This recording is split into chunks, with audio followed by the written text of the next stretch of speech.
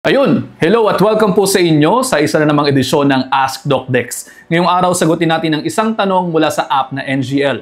Tanong ng follower natin, do I need to continue taking amlodipine even if my systolic is ranging from 106 to 119 and my diastolic range from 60 to 75? Baka ganito rin kayo, halik kayo, pag-usapan natin yan. Kapag usapang blood pressure, papasok yan sa clinical treatment algorithm ng hypertension. At mapapansin natin na once ma-diagnose ang isang pasyente ng hypertension, ang unang-unang gagawin ay ang pagsasagawa dapat ng lifestyle management saka tayo magbibigay ng gamot. Now, to answer the question, tama na nagdo-document ang ating pasyente. Ang range ng kanyang blood pressure ay 106 to 119 over 60 to 75.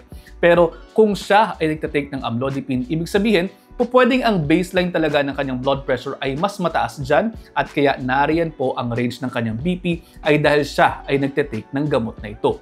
Ang suggestion po natin ganito, ituloy ang recording at magsagawa ng lifestyle change.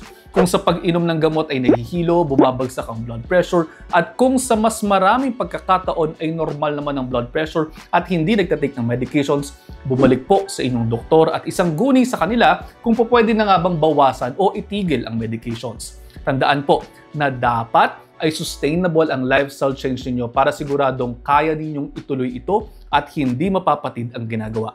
Halimbawa, ang portfolio at DASH diet ay napatunayang kayang magpababa ng blood LDL cholesterol levels by 28.6% at blood pressure by 7.5 to 11 points from the baseline. Kung mapapanatili po natin ang lifestyle change at bumababa ang blood pressure to normal levels nang walang iniinom na gamot, baka po pwede nang bawasan ng inyong mga doktor ang inyong mga iniinom. Ito ay magbibigay ng better lifestyle, better quality of life, at syempre, mas mababang cost of living dahil nga mababawasan ng meds na iniinom ninyo. Sa mga susunod na araw po ay magbibigay ako sa inyo ng kwento ng isang pasyente na nabawasan ng medications at hindi na sila umiinom ng gamot na dati nilang iniinom sa pamamagitan ng proper documentation at proper lifestyle management para makapagbawas nga ng medications at i-manage ng ayos ang kanilang disease condition.